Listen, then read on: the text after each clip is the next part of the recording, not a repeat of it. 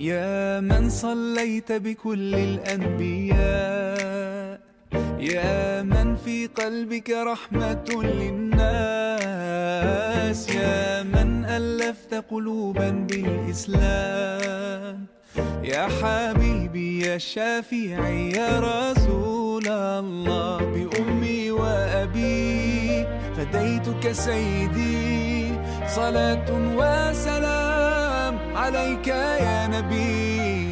حبيبي يا محمد أتيت بالسلام والهدى محمد، حبيبي يا محمد يا رحمة للعالمين يا محمد، يا من حليت حياتنا بالإيمان، يا من بجمالك علمت الإحسان، يا من نورت قلوبنا بالقرآن، يا حبيبي يا شافعي يا رسول الله، بأمي وأبي فديتك سيدي، صلاة وسلام عليك يا نبي. حبيبي يا محمد أتيت بالسلام والهدى محمد، حبيبي يا محمد يا رحمة للعالمين يا محمد. صلى الله على خاتم الأنبياء محمد، محمد رحمة للعالمين، رحمة للعالمين، محمد، محمد رحمة للعالمين، رحمة للعالمين، محمد، محمد رحمة للعالمين، رحمة للعالمين.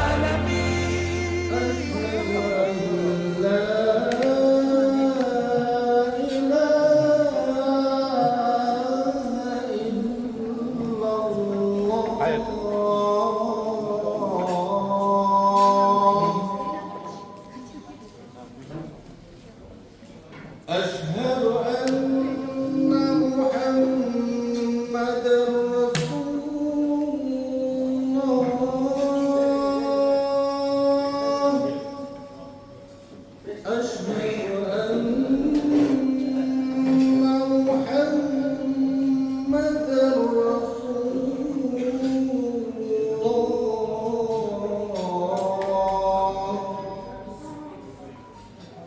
حي على الصلاة،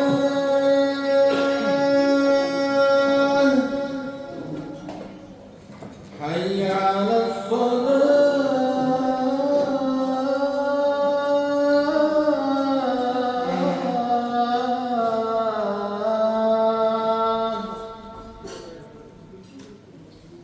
حي على الفلاح،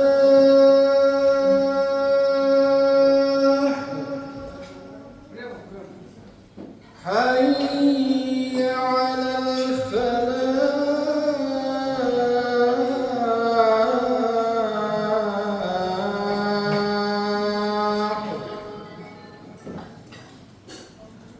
الله Allahu Akbar, Allah. Уважаемые наши братья мусульмане, добро пожаловать в наш сегодняшний ифтар, организованный Сузакским общественным объединением города Москвы. Альхамдулиллах, за этот благословенный месяц Рамадан, за возможность собраться вместе. Искренне надеюсь, что мы не зря собрались сегодня, потому что ифтар — это особое время, когда принимается дуа.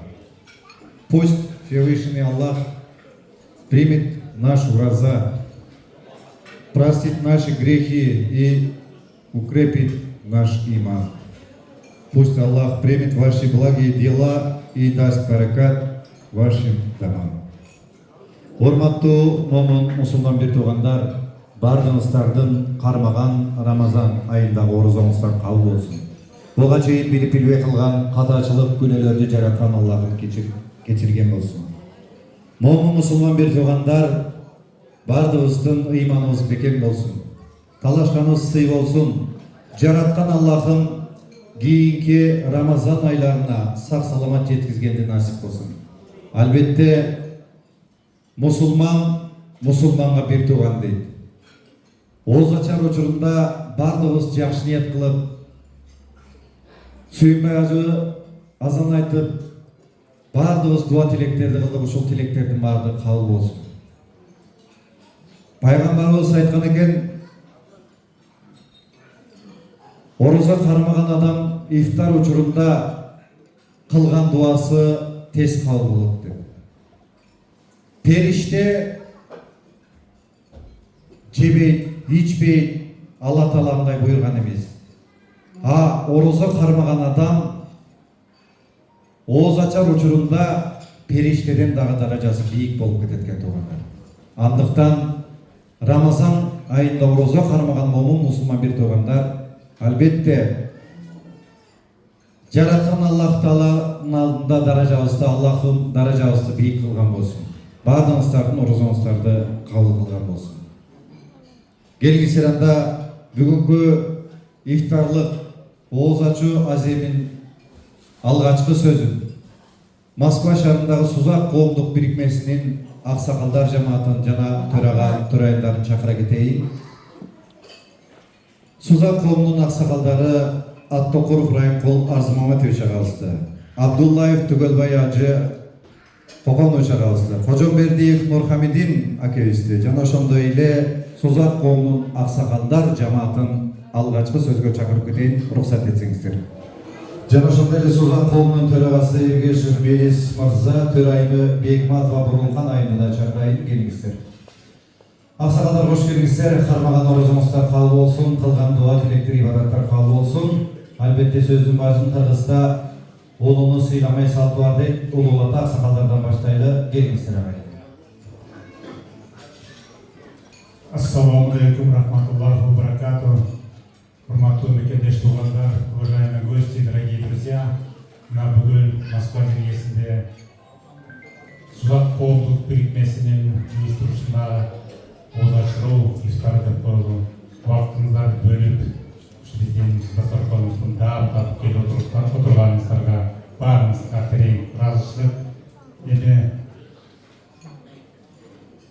улуу орозо мезгилинде орто чегине келип калдык, орто чегинде эле өтүп калдык. Баарыңыздардын жараткан, окуган намазыңыздар кабыл болсун. Туткан кармаган, ниет менен туткан кармаган орозоңуздар кабыл болсун. Ушундай жакшылыктын үстүндө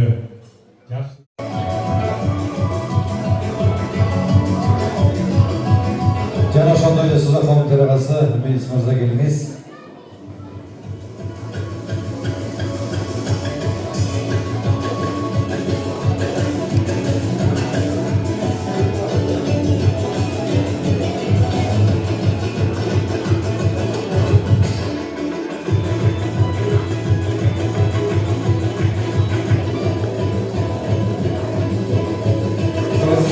Жалал Абад областы Сузак району Кызкөл аймагынын айылдык кеңеши. Кызкөл аймагынын айылдык кеңешинин кезектеги 8-сессиясынын номер 9 токтому ардактуу Атул наамын ыйгаруу жөнүндө Москва шаарынын социалдык экономикалык изилдөөлөрдү жүргүзүүгө көмөктөшүү боюнча Алтын Өрөөн аймактык коомунун төрагасы Эргешевдин кайрылуусун карап чыгып жана талкуулап Кыз Көл айыл аймагынын айылдык кеңешинин кезектеги 8-сессиясы токтотулат. Кыз Көл айыл аймагынын айыл өкмөтүнүн өнүгүүсүнө кошкон салымдар үчүн Абдуллаев Түгөлбай Көкөнович ардактуу Атул наам менен сыйлансын.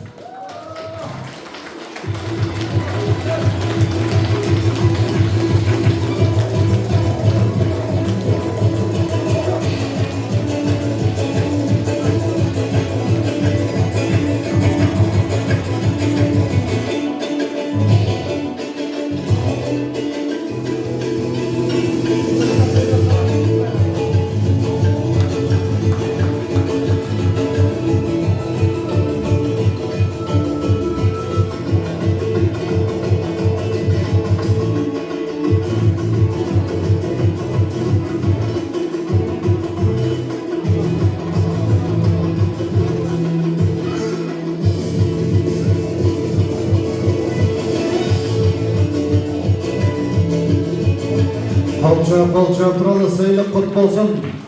Sıylık acık evizge, sıylık bizdeki.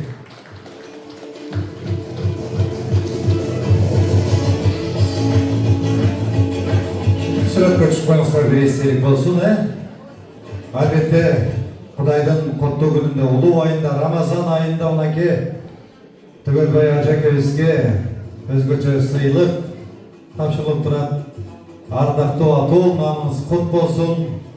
Sıylıkka çek bolbosun, mындан aradagы жогорку сыйлыктарга татыктуу болуп жүрөрүңүздөр бир кол чаап коелу.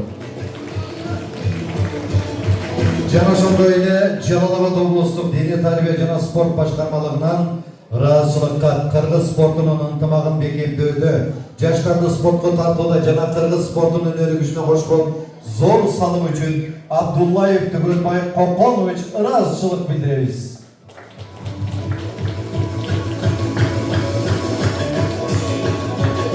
Kut olsun, sayılık kut olsun.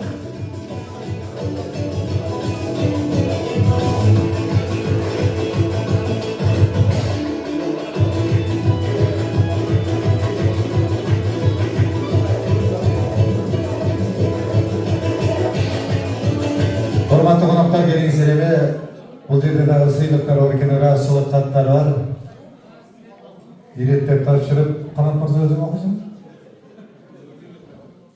Кыргыз Республикасы Россия Федерациясындагы элчилигинин кызматкери Алтынбек Абдымомунович мырзаларды чакырып кетейин, келип коюңуздар.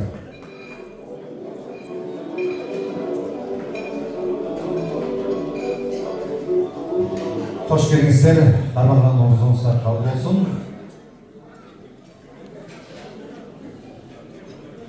Саламатсыздар, урматтуу мекендештер.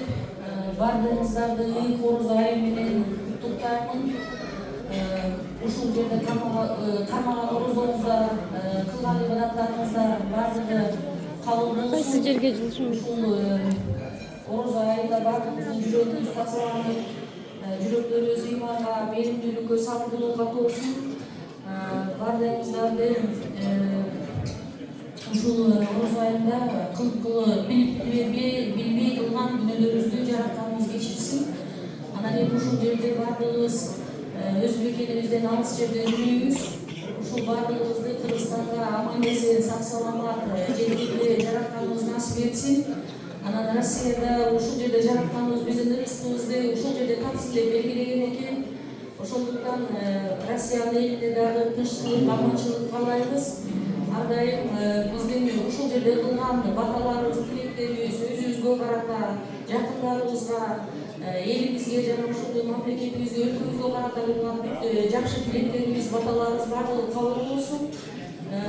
Сиздерди ушул жерде отурган айылдарда бардыгы ушул эртеңки кирип келе жаткан 8-чи аялдар байрамы, бардык аялдар күнү менен куттуктагым келет. Ар дайым жакырап, жайнап ушул бизди кызматтай болуп жүрө бериңиздер, урматтуу айылдар. Анан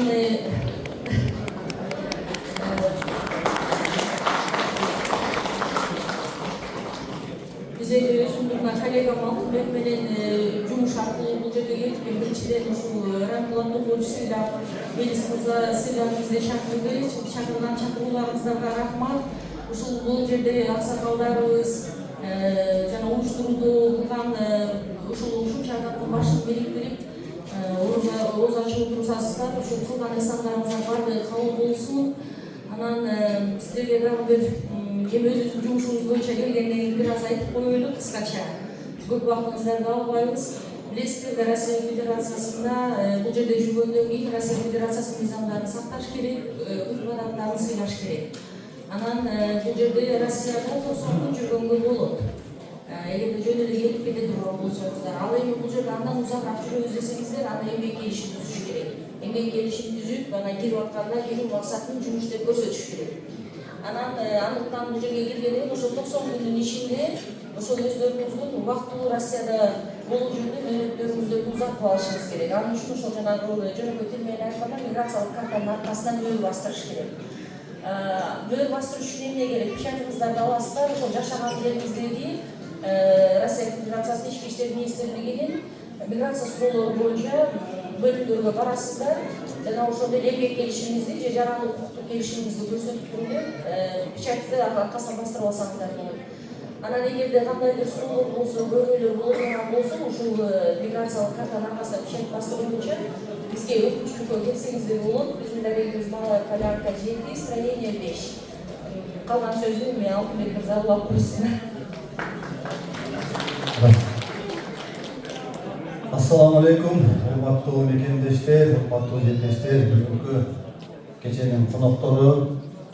Бүгүн мына Орозонун эки күндөрүндө Сузак коому тарабынан уюштурулуп өткөрүлүп жаткан иштарда сиздер менен түз көрүшүп турганыбызга аябай кубанычтабыз. Ушул иш-чараны уюштуруучу топко Райымкул Азаматов баштаган топтун баарына ыраазычылык билдиребиз. Ошол менен бирге айтып кетелим, буга чейин аябай сонун каалоо тилектер болуп өтүп, ошолордун баардыгына кошулуу менен бирге ушул эки күндөрү түшкөнүздөр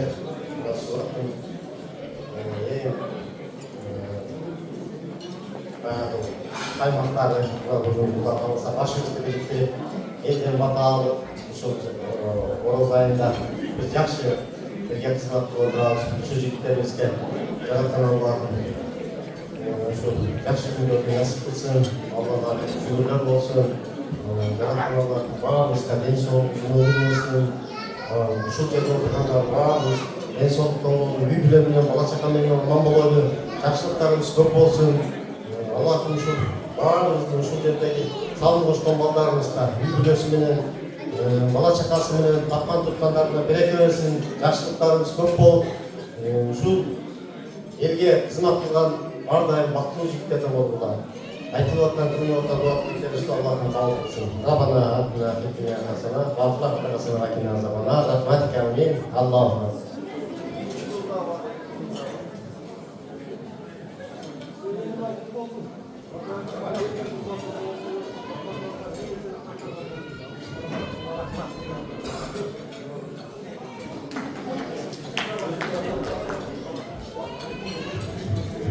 Рахмат, салым кошкондорго терең ыраазычылык. Бар болуңуздар иш-чарага салым кошкондор, агалар, эл мырзаларына рахмат. Аз келсин, сыйлык болсун. Жалпы келген кадырман конокторго ыраазычылык билдирели. Өзгөчө айында биздин аксакалдар, төлөгалардын жакшылыкай каалоо тилегинин артынан куттуктоо сөздөрдү окуп койгонго уруксат этиңиздер. Албетте алгачкы куттуктоо Кыргыз Республикасынын Жогорку Кеңешинин урматтуу мекендештер, кадырлуу жерлештер, Кыргыз Республикасынын Жогорку Кеңешинин 7-чи чакырылышына Сузак районунун бир мандаттуу округ боюнча элдин ишенимине ээ болуп депутат болуп шайланган Алтынбек Кылычбаевичтин куттуктоосу. Депутат катары ишмердүүлүгүмдө аймактагы социалдык жана инфраструктуралык маселелерди көтөрүп, жолдорду оңдоо, билим берүү жана саламаттык сактоо тармактарындагы көйгөйлөрдү чечүүгө багытталган иштерди жүргүзүп келем. Ошол эле учурда Сузак району боюнча бир жылдын ичинде 10 социалдык объектилерди республикалык бюджеттен каржыланчу тизмеге киргизүүгө жетиштик. Анын ичинде жаңыдан курулуш башталган спорт залдар, мектептер, бала бакчалар, жолдор жана парктар бар. Мындан тышкары бир катар объектилерди капиталдык оңдоп түзөөдөн өткөрүү боюнча да республикалык бюджеттин каржылануучу тизмеге коштурууга аракет жасалды. Ошондой эле жерлештерибиздин көйгөйлөрүн парламент деңгээлинде көтөрүп, тиешелүү мамлекеттик органдар менен биргеликте чечүүгө аракет кылып жатабыз. Ошондой эле чет мамлекетте эмгектенип жүргөн мекендештерибиздин маселелерин да дайыма көтөрүп, алардын укуктарын коргоо жана колдоо багытында тиешелүү мамлекеттик органдарга кайрылууларды жасап келет. Урматтуу мекендештер, баарыңыздардын ыйык Рамазан айынын келиши менен чын дилимден куттуктайм. Бул ыйык ай ар бир үй бүлөгө тынчтык, сабыр, береке жана жакшылык алып келсин. Чет-четтен эмгектенип жүргөн мекендештерибиздин эмгеги үзүлүү болуп, ар дайым аман эсен болуңуздар. Сиздерге бекем ден соолук, мол ырызкы жана ийгилик каалайм. Элибиз аман, мамлекетибиз тынч болсун. Урматтоо менен Кыргыз Республикасынын Жогорку Кеңешинин депутаты Алтынбек Кылычбаев. Очищен весь мимо вашим ногам положен, вы сами знаете, наша благодарность вам, когда. Поэтому я вам желаю в этом священном месте, чтобы ваши дела были услышаны, милость, каждый дом, благословение, чтобы наши души очистились. Миру вам и благословению. Продаем культ. Большое спасибо. Диаспора вам тоже. По Чеченке Аллах дал Богу самому лучшему. Все, спасибо большое, братья. Мы вас любим, чеченцы любим, уважаем каждый дом, для каждого киргиза и казахов. Никто не забыл об этом, мы всегда по жизни благодарны. Спасибо большое. Ассаляму алейкум ва рахматуллахи ва баракатуху. Вот здесь оказался второй татарин. Я из Москвы тоже. Но я коренной, да, коренной, Самайкин коренной. Значит, hürmetli dostlar, hürmetli kardeşler, Kırgız kardeşler biz. Peki sizin rızalarınızı Allah kabul etsin bütünümüzde. Peki bizge birge şatlıkta, tanışlıkta yaşarken nasip olsun. Soğuşlar ile ki Allah bizge körsetmesin takında. Turşavlar, azaplar körsetmesin. Yakşıgına tanışlıkta Allah bizge yardım için güçlerimizde, yerlerinden bizi kaldırmasın. Peki Allah günahlarımızı, bulgan günahlarımızı affı etsin. Bunun için sizge dediğimi, sizge de sizin yakınlarınızga, adalarlarınızga da unutlarınızga. Şunu aytım bileyim.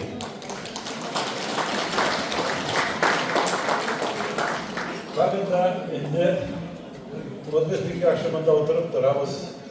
İftarda rahatlanıp bizge iske gerek alırga indi bizim dostlarımızı, bizim din kardeşlerimizni, mesela İran'da, Palestin'da, Atanın azaplar köreler, soğuşlar, işte neyitlerinde kırpıydı oldular. Onda köpü balalarını bitirdiler. Seyid Ali Khamenei'nin İran'ın başlığını indi. Он, не урусайте меня, он ведь официальный глава государства, члена ООН. Нагло расстреляли, просто нагло. Но надо сказать,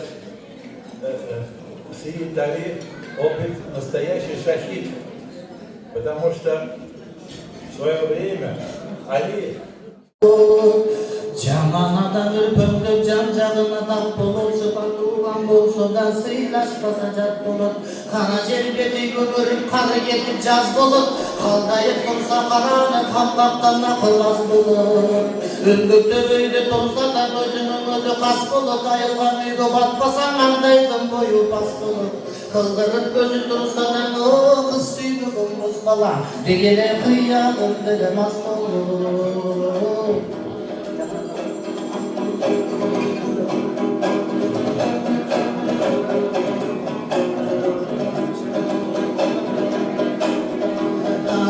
Etki aytpagın jamanга kengişpegin nadanга kezi jok жерден кетиrilip kesini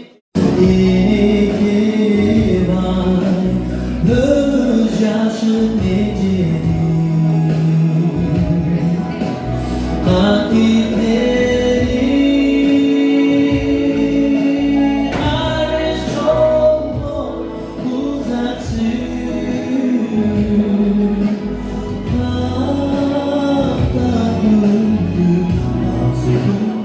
Было обидно, что это только жена должна должна почтение к мужу проявлять.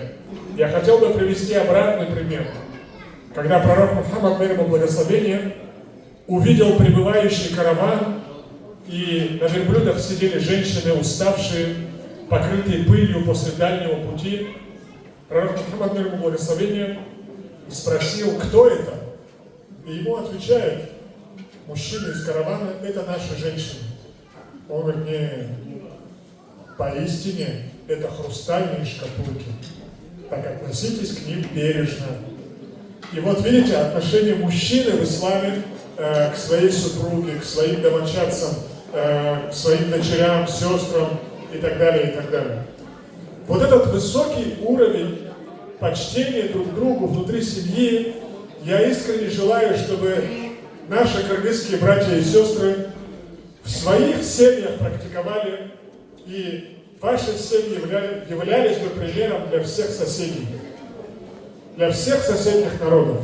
Баракаллаху фикум. Это примеры того, как Коран поднимает на высокий уровень отношений между людьми, между супругами, внутри семьи. Так что нам нужно изучать Коран, нужно его изучать, чтобы мы могли максимум мудрости взять из этой книги.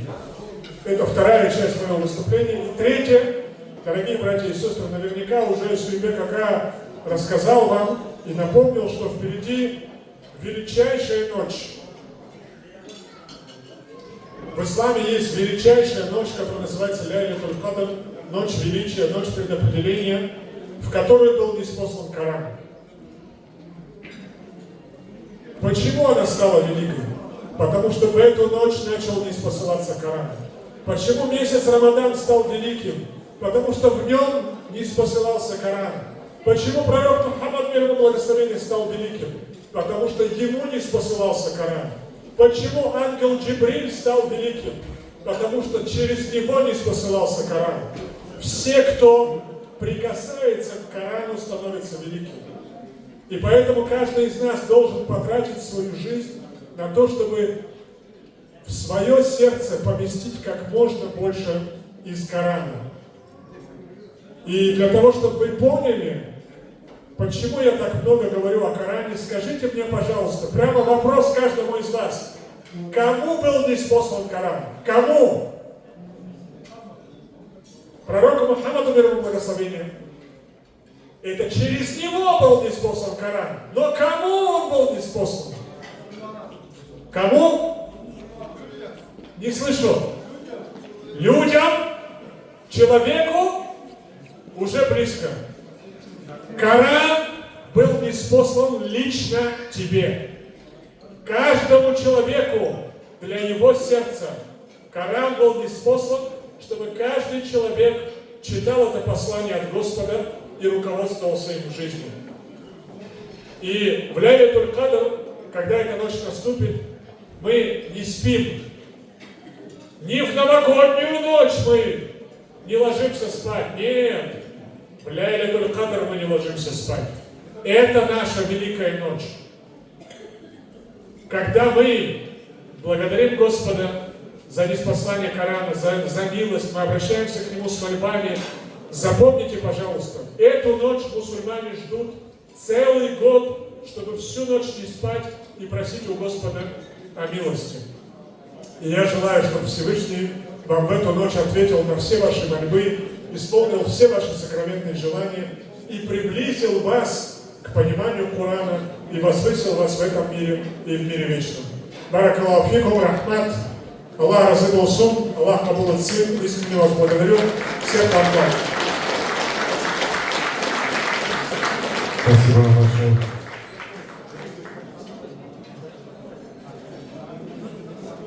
Рахмат.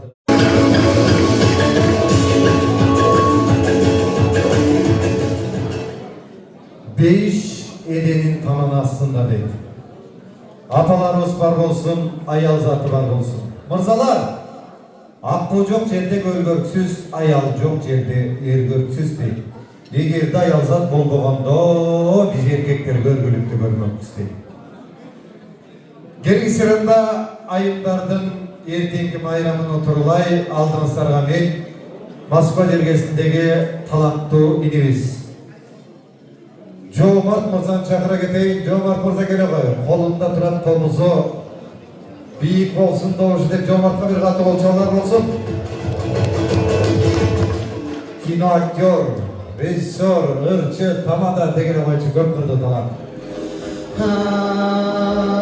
Аскары болсо чап болот, ак кагазда хат болот. Алысын жолдун билгизбей адамга канат ат болот. Акылы жок